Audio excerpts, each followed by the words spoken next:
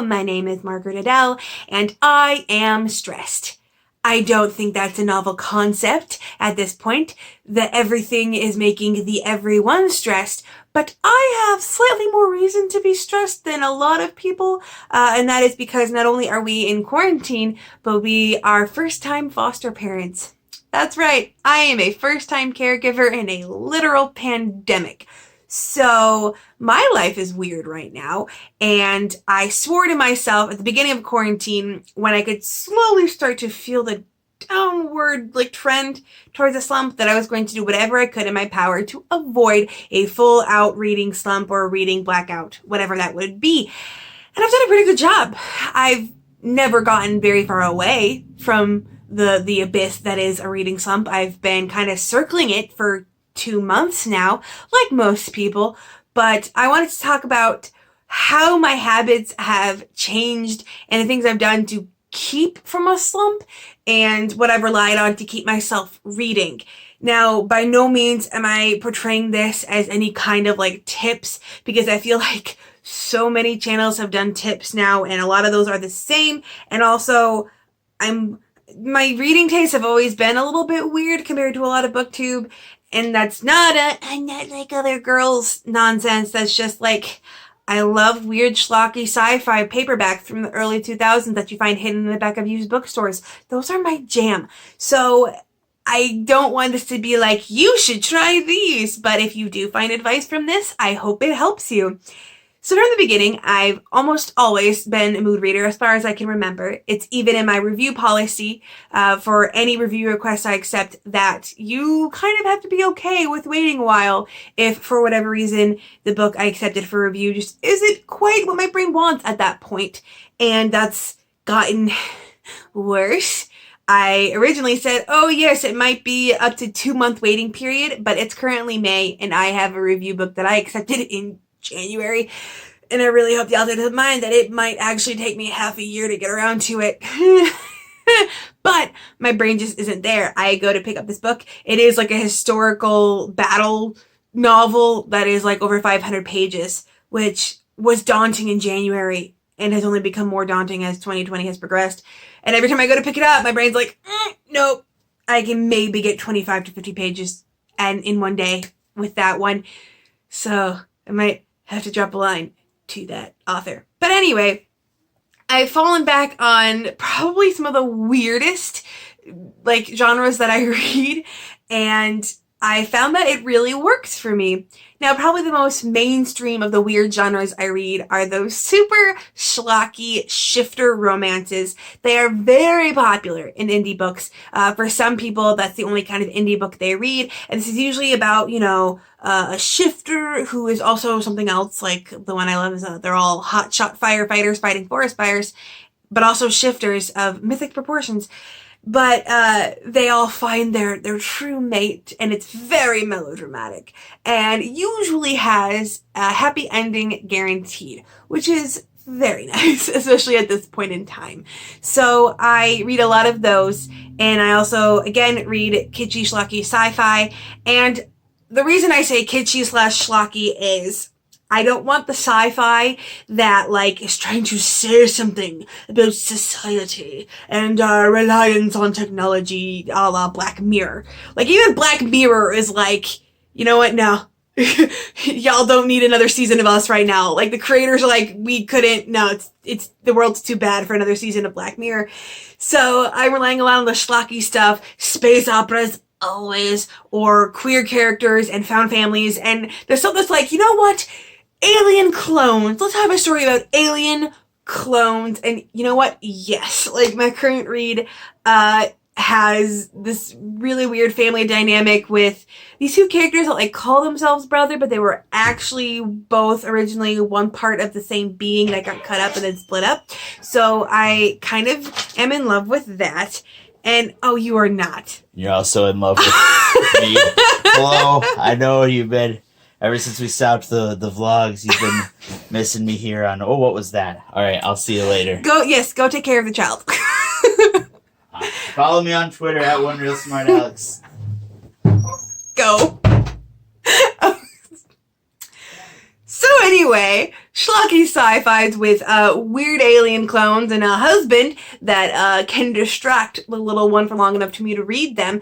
So that's what I've been relying on a lot. I also just love indie books in general for how weird and short they are. Indie books in general, while it's not a universal rule, tend to be shorter, whereas traditional books tend to average around 300 pages. Indie books often tend to average around 200, and so I can get through the book quicker, and it's very helpful. I also I'm trying to get more and more into cozy mysteries, because there are a certain level of ludicrous in a cozy mystery, because if you think about it, what they're focused on is still like deep, dark murders and that kind of stuff, but it's done like in a bakery in a quaint little town, and this woman is also fretting over, you know, the local policeman who's also very attractive, and her doting grandmother is insisting that she should settle down, but also there's a murder. Like, it's kind of really weird how it is such a strange tone for a murder, but it works so well. And again, indie books are great for these. I am actually reading one series called The Vampire Knitting Club, which is cozy mysteries with urban fantasy elements, and it literally has a vampire knitting club, like a knitting club made of vampires, and they keep knitting the protagonist a bunch of sweaters, and it's great. I love it. I mean, granted, the last book was a little bit iffy for me, but I'll probably continue it at some point. But that leads me into my next change, and that is I have gone back to old habits that I used to do back before my BookTube channel.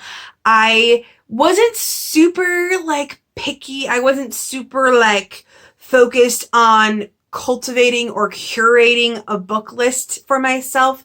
I didn't like research authors or popular books. I kind of just went through the library or went through BookBub and found what looked cool and started reading it. And when I found a series, usually the first one was free, that I liked, I just kept with it. Like, I liked the first book.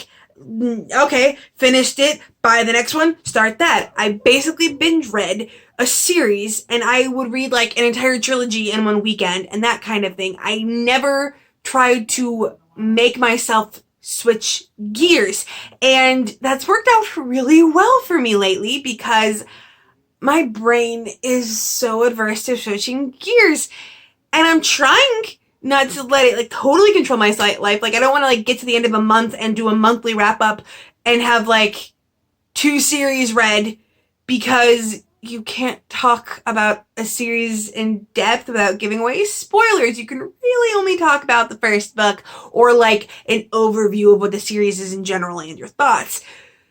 But that's all that I want to read right now for the most part. I've fallen back on all the old series that I loved. So like I have this Excel spreadsheet of books that I like, and I'm basically just going through and being like, okay, which one of these?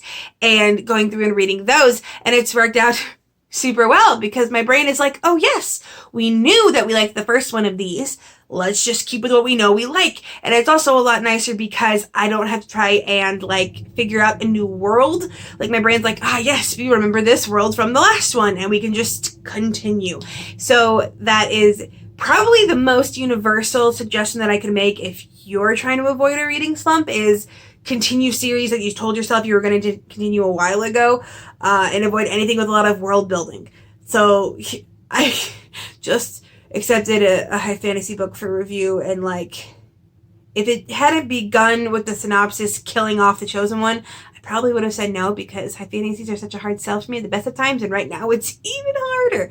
But I really just like the idea of a high fantasy that kills off the chosen one. So stick with those kind of things. And in general, don't be afraid to be weird. I've also low-key been considering rereads, specifically of some of my all-time favorite books. I have not reread The Secret Garden yet this year, and I usually end up rereading that at least once a year. Or also some of my old favorite like fantasy series. I might reread a Shami Stovall book because I love her. Or other books that I know are really light or have really light endings. And of course, this isn't universal. I'm not like, only reading weird series and only sticking to things with happy endings. I've done a couple review books that did not necessarily have the best endings. Well, not best, happy. They didn't necessarily have happy endings, and I got through them well enough. But any review book right now that like requires me to like analyze and sit down, I'm usually only reading about 25 to 50 pages of them a day, and my average page length a day for a reading is 100. So at this point, half or less of what I'm reading a day is for reviews, which not the best because, you know, I have that review list and I promised myself that I would try not to close again because I think I didn't open until like the end of March. So, you know, that's not good. But again, I didn't foresee anything of the everything coming at me. And I have a small human now relying on me for a variety of things that I did not have before. And I have no idea how long that's going to last. Literally everything about my life is up in the air right now. I don't know if I have a job this summer like I usually would. I don't even know if I'll be going back to a school building come fall. Depends on what that looks like. I don't know if I'll have any of the other summer things I had planned. All I know is that my weird book tastes are keeping me happy and sane right now. So that's it. That was my video about stress and reading during stress that so many people have made, so many booktubers, and I'm sure other kinds of YouTubers. I don't watch storytime bloggers, but it's kind of one of those things where you can't not talk about it just because it's ubiquitous, it's everywhere. But I didn't want to do like a tag or a tips video, and it's been a while since I've done just a straight rambly video, and I wanted to do that again. So thank you so much for watching. I get that this was weird. If your reading tastes have changed as a result of stress or quarantine or whatever, please let me know. I'd love to see how this kind of thing affects readers in different ways. And as usual, I am still open to review requests. I'm gonna tell you right now, if you're coming at me with the high fantasy, it's gonna be a real hard sell. But if you got a space opera, hard yes. Well, I mean, tentative yes, but basically a yes. So anyway, if you would like a review, please send me an email. I have my email down in the description below. I will also have my review policy down there, which low-key needs to be updated now that I think about it. But give that a read through. It still mostly answers all your questions and saves us a lot of time. And with nothing else to say, I hope you have a wonderful day and a marvelous tomorrow.